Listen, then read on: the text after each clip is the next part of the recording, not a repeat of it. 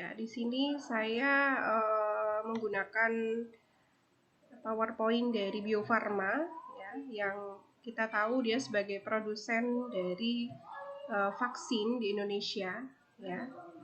Jadi biar lebih sesuai dengan pakemnya, ya, di Bio Farma. Sudah tampil ya untuk PowerPoint-nya ya, Adik-adik ya. Sudah, Bu. Oke, baru-baru ini ya, akhir-akhir ini kita sedang dihadapkan dengan pandemi yang juga sekarang sudah banyak sekali negara-negara yang memvaksin ya penduduknya, banyak sekali produsen-produsen biotech yang memproduksi vaksin. Sementara di Indonesia sendiri Bio Farma untuk COVID-19 ini sedang juga proses ya untuk menunggu masih menggunakan produsen dari luar negeri ya. Nah, kita sekarang akan membahas apa sih vaksin ya, bagaimana kemudian produk-produk vaksin itu sendiri, jenis-jenisnya ya, lalu bagaimana proses pembuatannya, kemudian regulasi-regulasi yang perlu diperhatikan bagi produsen maupun masyarakat dalam menggunakan vaksin ini ya.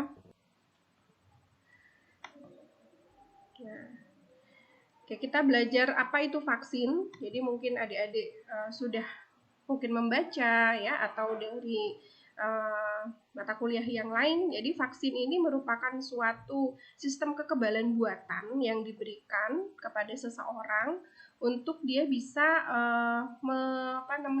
menimbulkan respon imun di dalam tubuhnya. Jadi vaksin ini sifatnya adalah kekebalan buatan yang pasif gitu ya. Nah, jadi kekebalan buatan yang pasif ini berarti kita memberikan suatu vaksin ini yang di dalamnya berupa mikroorganisme, bisa virus, bakteri, jamur, dan lain-lain, agar supaya tubuh kita mengenal. Nah, setelah mengenal kita akan membuat antibodi gitu ya. Nah, jadi vaksin ini mohon maaf aktif ya maksudnya. Kalau pasif itu seperti plasma konvalesen. Kalau plasma konvalesen itu sudah ada antibodinya, jadi langsung diberikan kepada pasien dan pasien itu tidak perlu bikin antibodi lagi gitu ya. Kalau yang ada sekarang ya plasma konvalesen untuk COVID-19 itu termasuk dalam kekebalan buatan yang pasif. Kalau vaksin ini kekebalan buatan yang aktif ya.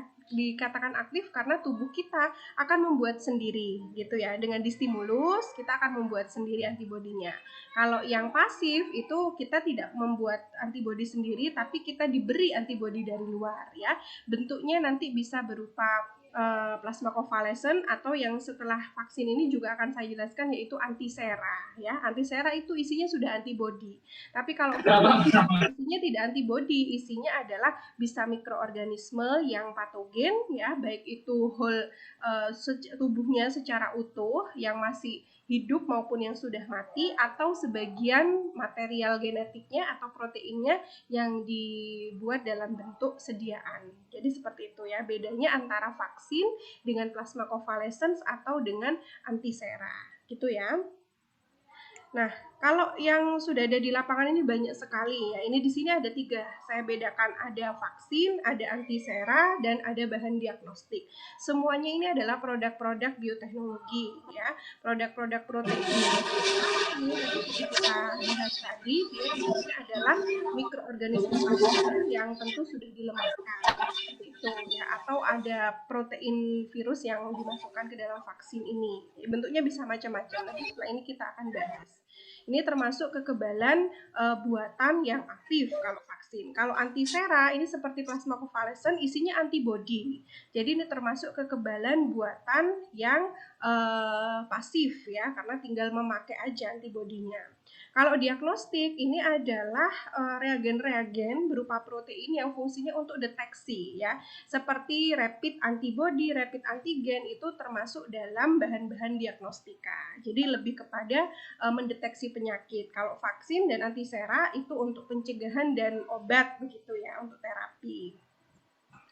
Nah, kalau di Indonesia ya dan khususnya Bio Farma sendiri itu sudah banyak memproduksi vaksin-vaksin ya, mulai dari yang biasanya kita tahu di balita, di SD gitu ya, divaksin itu ada BCG, ada polio, hepatitis B, kemudian DPT, campak gitu ya. Itu yang sudah sering kita tak ketemui ya di lapangan. Ada juga yang untuk flu ya, yang saat ini juga coronavirus COVID-19 ini juga bermacam-macam produk vaksinnya, dan antara satu produsen dengan produsen yang lain ini berbeda-beda dari bentuk-bentuk vaksinnya. Nanti akan saya ceritakan apa bedanya Sinovac, kemudian dari produsen apa yang lain gitu ya, apa yang di bahan apa yang ada di dalamnya, seperti itu.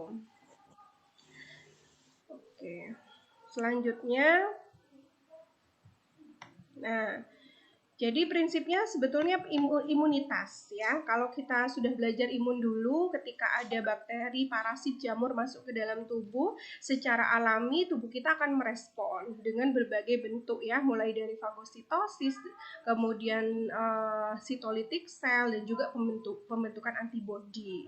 Nah, inilah yang kemudian mendasari dalam pengembangan pembuatan vaksin ataupun antisera. Bahwasanya tubuh kita itu sudah bisa sebetulnya melindungi tubuh kita sendiri, tinggal kuat atau tidak gitu ya, mengenal lebih cepat atau tidak, seperti itu. Nah, dengan adanya vaksin itu kita difasilitasi untuk lebih dulu mengenali sebelum terjadi infeksi yang sebenarnya gitu ya. Jadi kita disuntikkan suatu mikroorganisme, tujuannya adalah untuk sensitisasi atau mengenalkan mikroorganisme patogen itu kepada tubuh kita supaya kenal duluan, nanti dia bikinlah antibodi. Jadi ketika ada penyakit yang sebetulnya nanti datang ya, virus yang sebenarnya datang, itu nanti tubuh kita sudah siap, seperti itu. Nah, tentu saja persyaratan dari pemberian vaksin ataupun antisera itu kalau untuk vaksin virusnya sudah dilemahkan ya. Dilemahkan itu dalam artian dia tidak bisa bereplikasi lagi gitu ya, kemudian tidak bisa melakukan sintesis protein untuk memproduksi zat toksinnya. Itu dengan cara biasanya ada pemanasan tinggi, juga dengan pemberian bahan tertentu ya, contohnya CaCl2 itu dia bisa merusak DNA virus sehingga dia nanti akan inaktif gitu ya. Nah, kalau sudah inaktif maka dia bisa digunakan untuk bahan pembuatan vaksin. Nah, dengan kita memberikan pengenalan tersebut, maka tubuh akan terlindungi ya, terlindunginya karena dia sudah mengenal dan membentuk antibodi di dalam tubuhnya. Jadi nanti pasien bukan pasien ya, kalau vaksin ini diberikan pada orang yang sehat ya, jangan salah. Kalau orang yang sakit tidak boleh diberi vaksin ya. Nah, nanti karena apa? Karena vaksin ini juga menimbulkan beberapa reaksi imunitasnya. Kalau orang sakit diberikan vaksin ini nanti takutnya dia akan menimbulkan rejeksi yang lebih berat, seperti itu. Jadi vaksin diberikan pada orang yang sehat. Tapi kalau antisera ya, antisera atau plasma convalescent ini diberikan pada orang yang sakit. Itu bedanya ya. Nah, kalau antisera itu lebih kepada terapi pengobatannya, kalau vaksin lebih kepada untuk mencegah. Nah, supaya dia punya antibodi dulu. Jadi itu bedanya vaksin dengan antisera. Nah, tujuan vaksin tadi sudah saya jelaskan tadi, untuk sensitisasi supaya kita lebih kenal dulu terhadap mikroorganisme patogen, supaya kita nanti bisa bikin antibodi dan siap ya ketika virus yang sebenarnya datang, bakteri yang sebenarnya datang gitu. Nah, tentu saja secara global tujuan dari vaksinasi itu adalah untuk memusnahkan penyakit menular ya, penyakit menular yang infeksius begitu. Ya, pandemi itu tidak hanya terjadi saat ini saja, dari dulu tahun 1979, sebelum 1979 itu ada cacar ya, ada juga campak, kemudian tetanus dan sebagainya ya. Nah, ini kemudian ada vaksinasi udah lama, sudah mulai tahun 1979. Kalau di Indonesia sendiri itu baru tahun 1979 dikembangkan vaksin untuk cacar, seperti itu ya. Kebanyakan untuk menghentikan penyebaran penyakit menular ya. Kemudian ini beberapa vaksin yang sudah diproduksi di Indonesia oleh Bio Farma itu ada hepatitis ya, hepatitis B, kemudian campak, influenza, polio ya, tetanus ya. Ini kalau yang bentuk virus ya. Nah, vaksin itu tidak hanya untuk virus ya, Adik-adik, untuk bakteri juga ya, untuk beberapa patogen yang lain, jamur juga ya. Tapi yang paling infeksius kan ini memang virus dan bakteri ya kebanyakannya. Kalau bakteri itu misalnya penyakit difteri ya, karena bakteri Carinobacterium difteri, kemudian juga penyakit tetanus karena Clostridium tetani, ini sudah ada vaksinnya. Lalu batuk pertusis ya, nahun ini juga sudah ada vaksinnya. Kemudian TB ya, dan juga penyakit influenza ya, penyebab pneumonia dan meningitis ya, yaitu Haemophilus influenza tipe B, itu juga sudah ada vaksinnya ya. DTP, difteri, tetanus dan pertusis ya. Ini kalau mungkin adik-adik pernah tahu vaksin DTP atau ada yang menyebut DPT begitu ya. Ini untuk 3 penyakit sekaligus, yaitu difteri, pertusis dan tetanus ya. Ada yang 3 begitu memang ya, ada yang 1 vaksin tunggal, ada yang mix ya. Kalau TT ini untuk tetanus, kemudian TD ini tetanus dan difteri ya. Kalau BCG ini khusus ya untuk Bacillus penyakit tetanus ya, TB, Bacillus calmette urine namanya. Kemudian, nah sekarang ke tipe vaksin ya, adik-adik. Saya jelaskan untuk tipe vaksin. Ada apa saja sih tipe vaksin? Yang pertama adalah vaksin live attenuate. Ini isinya adalah mikroorganisme yang masih hidup. Vaksin, virus, bakteri, dan juga jamur yang ada di situ itu masih hidup. Hanya saja dia inaktif ya, tidak aktif. Nah, ini sudah melalui proses inaktivasi dengan pemanasan atau pemberian bahan-bahan tertentu yang merusak DNA-nya. Jadi walaupun hidup, dia tidak bisa menginfeksi, begitu ya. Kemampuan untuk replikasinya tidak ada, dan juga untuk sintesis proteinnya juga tidak ada karena dirusak DNA-nya. Itu. Yang kedua adalah vaksin kill. Ya, vaksin yang berisi virus atau bakteri yang sudah mati. Jadi isinya hanya virus-virus yang sudah mati semua ya, tidak bisa apa-apa gitu. Jadi kan nanti fungsinya vaksin tadi kan untuk sensitisasi. Dia mengenali protein yang ada dari protein membrannya begitu ya. Jadi dia nanti dianggap sebagai antigen oleh tubuh kita sehingga tubuh kita nanti bikin antibody. Yang ketiga adalah vaksin toksoid ya. Vaksin toksoid ini berbeda dengan vaksin kill dan vaksin live ya. Isinya bukan virusnya tapi racunnya ya, toksinnya ya. Ini sudah tidak berbahaya lagi karena efeknya biasanya toksoid ini lokal adik-adik dan tidak menimbulkan efek sistemik gitu ya. Jadi aman walaupun diberikan gitu ya. Yang ketiga adalah vaksin subunit. Vaksin subunit itu isinya adalah subunit protein-protein pengenal pada membran mikroorganisme patogen ya, misalnya protein membran pada virus ataupun bakteri gitu. Ya, misalnya pada virus HIV, nah itu kan ada protein pengenalnya, namanya GP120.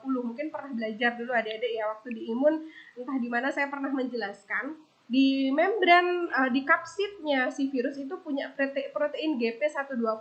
Nah, protein GP120 ini diisolasi ya, kemudian dibuatlah vaksin dari protein itu. Jadi isinya bukan satu virus utuh, tidak, tapi hanya berisi protein membrannya saja yang sebagai pengenal gitu ya, yang akan dikenali oleh reseptor di sistem imun kita gitu. Dan vaksin subunit ini tidak sembarangan ya, adik-adik, harus dicari subunit yang memang spesifik untuk virus ataupun bakteri tersebut gitu ya. Jadi ada protein-protein nih, misalnya golongan coronavirus itu hampir memiliki beberapa membran protein yang sama antara SARS-CoV dengan MERS-CoV dengan SARS-CoV-2. Itu ada protein yang sama, Dedek, tapi juga ada yang spesifik yang membedakan SARS-CoV-2 dengan SARS-CoV-1. Nah, subunit ini dia mengambil yang spesifik dari SARS-CoV-2 saja. Jadi seperti itu ya. Ini vaksin subunit. Kemudian yang kelima adalah vaksin konjugat. Kalau vaksin konjugat ini adalah subclass dari vaksin subunit ya, karena dia kan pembawa protein, kemudian digunakan untuk dikenali oleh reseptor yang basisnya adalah polisakarida. Kalau subunit tadi basisnya adalah protein, ya. Kalau vaksin konjugat ini basisnya adalah polisakarida, juga diambil dari protein membrannya si virus ataupun bakteri yang akan dibuat vaksin. Lalu yang keenam, yaitu vaksin rekombinan. Ya, vaksin rekombinan ini merupakan produk dari teknologi rekombinan yang sudah pernah kita bahas dulu, ya, di mana protein yang dibentuk di sini, subunit yang dibentuk itu bukan hasil isolasi dari bakteri atau virus, ya. Kalau yang subunit tadi hasil isolasi, diambil proteinnya. Tapi kalau vaksin rekombinan ini beda, dia nanti bikin protein sendiri di skala laboratorium dengan teknologi DNA rekombinan. Ya seperti dulu kita pernah bahas itu, misalnya kita mau bikin protein GP120, berarti yang kita siapkan di situ bukan protein hasil isolatnya, tetapi DNA atau gen yang mengkode GP120, kemudian kita masukkan ke dalam plasmid dan sel kompeten, ya, kompeten sel, lalu kita produksi di skala laboratorium untuk GP120-nya, kemudian dipurifikasi dan seterusnya. Nah, ini vaksin rekombinan, ya. Yang baru-baru ini digunakan adalah vaksin rekombinan ini, adik-adik, gitu, karena produksinya nanti akan lebih banyak, begitu ya, untuk vaksinnya sendiri. Yang terakhir adalah vaksin DNA, ya. Dari namanya berarti vaksin ini tidak berisi virus, tidak berisi protein subunit, tapi berisi DNA. Dan DNA-nya ini juga tidak sembarangan, ya. DNA itu kan panjang sekali. Nah, DNA yang digunakan ini adalah DNA yang spesifik, yang untuk dikenali oleh respon imun, ya, spesifik dari SARS-CoV-2 misalnya, atau dari HIV gitu. Jadi spesifik dicari segmen-segmen yang spesifik untuk virus ataupun bakteri tersebut, gitu ya. Nah, kalau yang ini program imunisasi dari pemerintah, ya, mulai dari ada yang di usia 1 tahun, ya, atau sebelum 1 tahun juga ada usia anak-anak, ataupun juga ada usia dewasa, ya, pemberiannya berapa kali. Nah, ini sudah ada program-programnya, ya, kita tidak bicara itu, ya. Nah, sekarang kita mengenal beberapa jenis vaksin yang sudah diproduksi di Indonesia. Misalnya vaksin BCG, ya. BCG ini untuk TB, ya, untuk Mycobacterium tuberculosis, ya. Ini jenis bakteri. Kemudian hepatitis B, ini DNA rekombinan, ya, hasil dari rekombinan. Jenis vaksin rekombinan.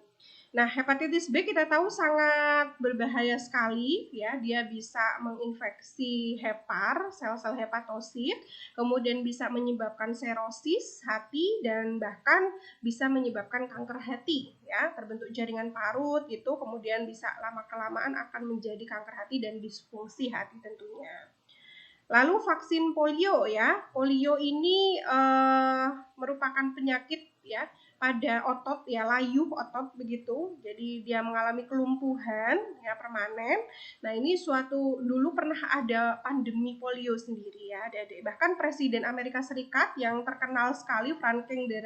Roosevelt, itu menderita polio, adik-adik, ya. Dia beraktivitas di kursi roda. Nah, dari sinilah berbahaya penyakit ini, maka dibikin vaksin gitu.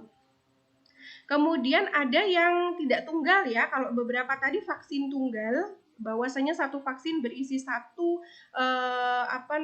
vaksin untuk satu penyakit. Kalau ini lebih dari satu, ada pentabio misalnya, di sini ada 5 jenis vaksin yang di dalam satu vaksin, ya. Ada untuk difteri, ada untuk tetanus, pertusis, hepatitis B, sama Haemophilus influenza, penyebab pneumonia dan meningitis. Ini ada di dalam satu vaksin itu bisa bermacam-macam. Ada yang bentuk toksoid, ada yang bentuk protein inaktif gitu, ya. Vaksin inaktif. Nah, itu bisa gitu, ya. Kemudian ada vaksin DTP, ya. Ini difteri, tetanus dan pertusis.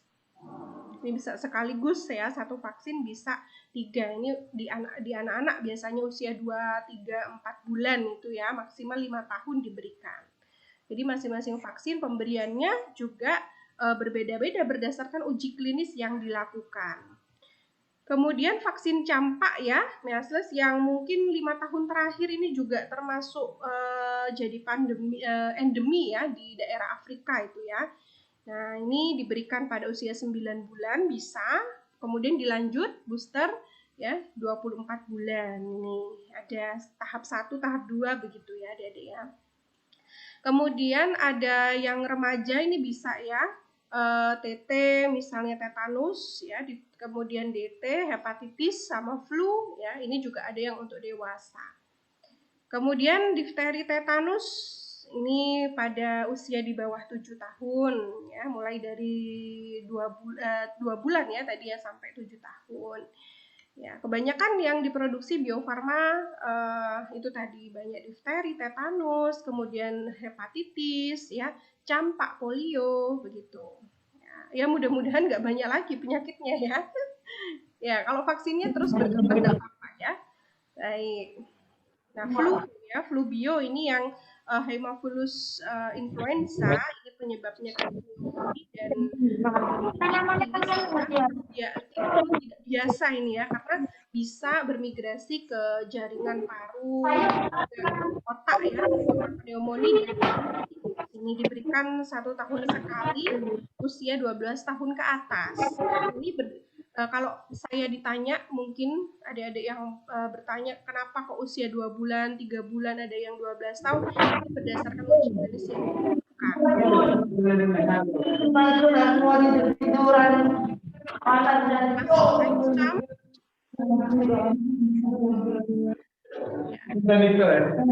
Oke, Mas Haitham. Aja sopo nih baterai kocek gimana? Bibliotek. Oke. Kemudian ada jenis vaksin lain yang juga diproduksi, misalnya rubella. Ya, ini rubella ini penyakit kulit berupa bintil kemerahan. Ya. Kemudian rabies, ini untuk sebetulnya awalnya dari hewan ya, kemudian dia zoonosis bisa ke manusia juga. Itu ditularkannya dari hewan juga ya, biasanya anjing ya, hewan peliharaan. Vaksin meningitis untuk mencegah penyakit meningitis atau peradangan selaput otak. Lalu kanker serviks untuk HPV juga sudah ada vaksinnya ya, Adik.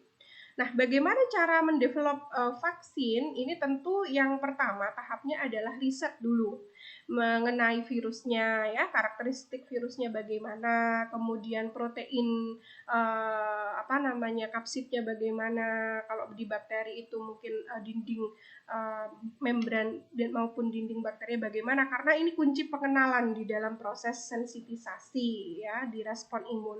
Kemudian juga sekuensnya ya, DNA-nya, urutan basa nukleotidanya bagaimana ya, urutan polinukleotida atau DNA-nya itu bagaimana gitu ya, untuk mengetahui ya segmen-segmen DNA yang spesifik mana yang enggak gitu, karena kan nanti vaksin ini diberikan spesifik ya. Misalnya contohnya pada SARS-CoV-2, COVID-19 tidak bisa kita berikan vaksin untuk SARS itu untuk SARS-CoV-2 enggak bisa, walaupun dia punya beberapa protein pengenal dan juga segmen DNA yang sama, tapi dia punya kespesifikan sendiri yang menyebabkan virulensi yang berbeda-beda begitu ya. Jadi harus di riset dulu ya sampai ke situ. Kemudian dibuatlah, dideveloplah vaksin, entah itu mau dibuat attenuate vaksin, vaksin yang killed vaksin, kemudian subunit vaksin, toxoid kah atau apa ya. Setiap produsen punya pertimbangan-pertimbangan selain dari sisi efektivitas ya dan efikasi, itu juga dari segi harga juga ya, dari segi produksinya, biaya produksinya. Itu semuanya punya plus minus ya.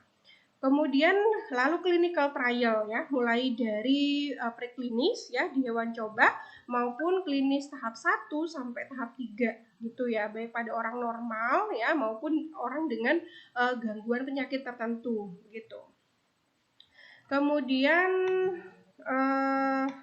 lalu setelah dilakukan clinical trial tentu adalah lisensi dan approval ya, kemudian manufacturing ini untuk produksinya di skala industri. Nah, ini saya mau memperlihatkan bagaimana bioreaktor atau fermentor untuk produksi vaksin. Jadi bakteri dan bakteri ataupun virus ini semuanya difermentasi, istilahnya itu dikembangbiakkan di bioreaktor. Ini seperti ini ya untuk pembuatan vaksin. Kemudian untuk produksinya ini mulai dari preparasi dan fermentasi itu si virus ataupun bakteri nanti diberikan medium yang sesuai, kemudian medianya juga berisi nutrisi-nutrisi yang sesuai. Itu kalau yang live attenuate vaksin ya. Kalau yang subunit tidak perlu gitu. Kemudian bulk, ini fase inaktivasi kalau memang dia harus diinaktifkan. Setelah itu purifikasi dan untuk produksi akhirnya yaitu berupa formulasi, di mana formulasinya ini nanti ditambahkan beberapa bahan seperti kalian kalau memformulasi obat itu ada stabilizer ya. Stabilizernya untuk vaksin itu ada biasanya MgCl2 ya, MgSO4. Kemudian selain stabilizer juga ada adjuvan. Adjuvannya ini biasanya berupa garam mineral ya, aluminium biasanya yang digunakan ya, garam aluminium. Oke, ini prosesnya vaksin ya, persiapan media tadi kalau misalnya dia vaksin yang attenuate yang live hidup ya, bisa juga dia diberikan enzim tripsin untuk pemotongan sel, pencucian, penyaringan. Ini kalau yang bukan produk-produk yang terbaru. Kalau yang terbaru kan lebih ke protein dan biomolekular ya. Kalau ini yang dulu berupa vaksin virus utuh begitu, dia diberi medium media tumbuh begitu ya. Lalu diinokulasi di dalam media, dipanen, lalu diinaktivasi kalau memang membutuhkan pelemahan ya. Kemudian diformulasi, tadi ditambahkan beberapa stabilizer, kemudian adjuvan ya. Lalu filling dan packaging. Kalau di Indonesia harus melalui izin dari MUI ya, Majelis Ulama Indonesia. Nah, ini harus dikantongi izinnya dulu ya, baru bisa diedarkan. Begitu juga yang dari luar ya, harus melalui MUI kalau di Indonesia regulasinya. Nah, berikutnya adalah antiserum. Antiserum atau saya biasanya nyebut antisera ya. Itu isinya berbeda dengan vaksin. Kalau vaksin isinya virus atau material virus, kalau yang antisera itu isinya antibody ya. Jadi ini termasuk kekebalan pasif ya. Gitu. Jadi isinya ini adik-adik antibody. Jadi biasanya produksinya dia diberikan kalau dulu pakai hewan, kalau sekarang sudah ada sel pakai sel ya. Si virusnya nanti diinduksikan kayak bikin antibody monoklonal gitu ya. Jadi nanti selnya bikin antibody. Biasanya sel yang digunakan itu adalah sel-sel limfosit ya, sel-sel limfosit. Karena dia kan memproduksi antibody ya, antibody limfosit B. Nah, ini beberapa produk serum yang sudah diproduksi Bio Farma. Ada anti tetanus serum ya, jadi isinya antibody, wes tinggal nyuntikkan. Kalau yang ini beda sama vaksin untuk orang sehat, anti serum atau sejenis plasma konvalesen yang saat ini itu diberikan pada orang yang sakit gitu ya, untuk indikasinya seperti itu. Nah, macam-macam ini kalau yang tetanus ya, tentu untuk penderita tetanus gitu ya, ini komposisi dan dosisnya. Kemudian ini yang sudah dibuat Bio Farma ya. Ada juga serum anti difteri. Kemudian ada yang serum anti bisa ular juga bisa ya. Antibodinya, karena itu kan juga racun, itu bisa menginduksi respon imun juga ya, termasuk antigen. Tidak hanya racun dari virus ataupun bakteri saja ya, dari hewan juga bisa.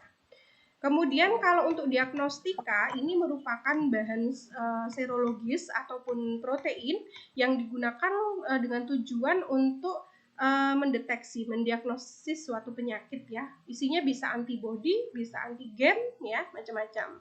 Nah, kalau yang kalian pernah rapid antibody begitu ya, kan untuk mendeteksi IgG IgM.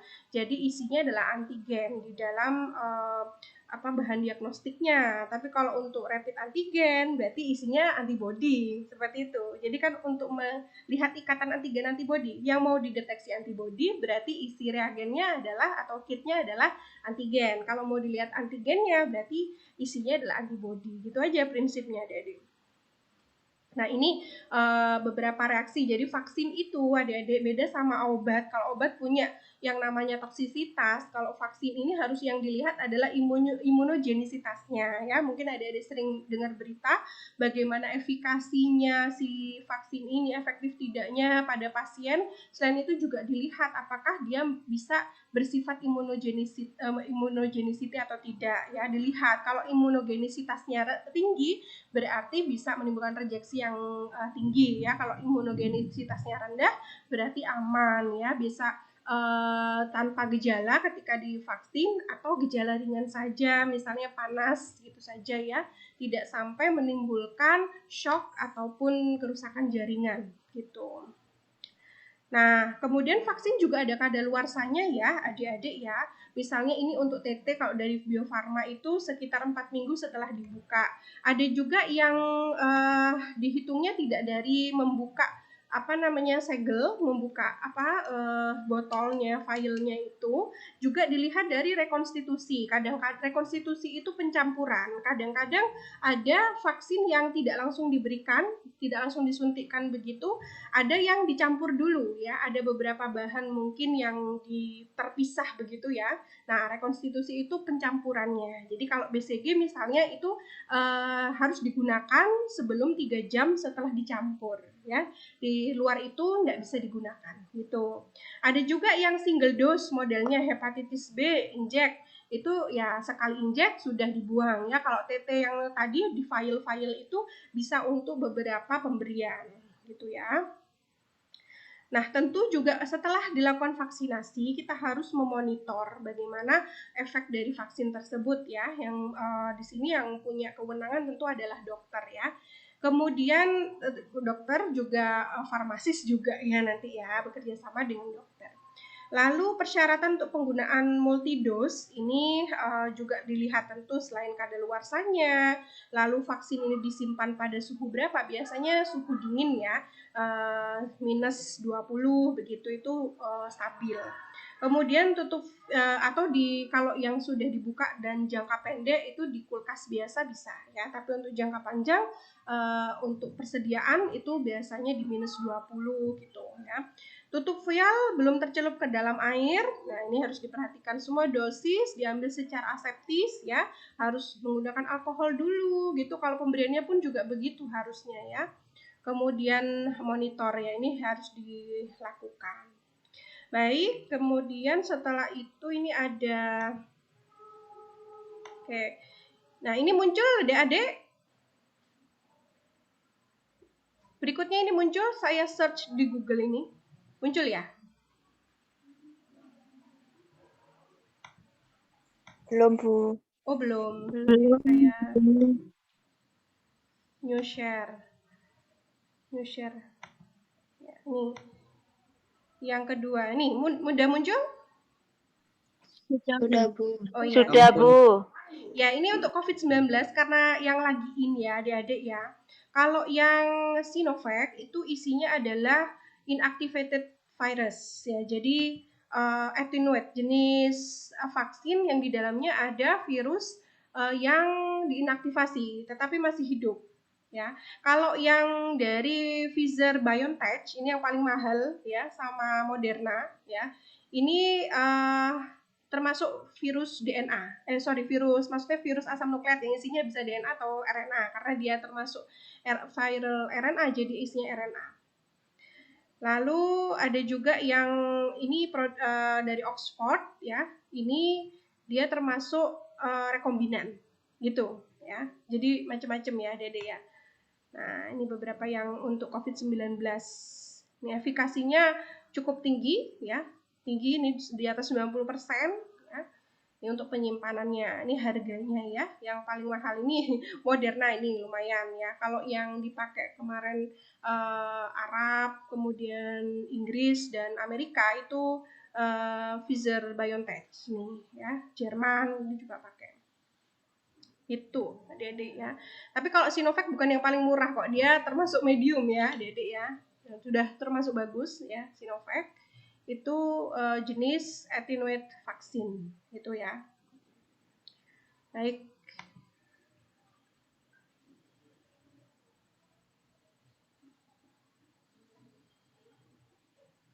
Oke. Stop ya. Nah, ini masih recording ya. Ya. Baik adik-adik,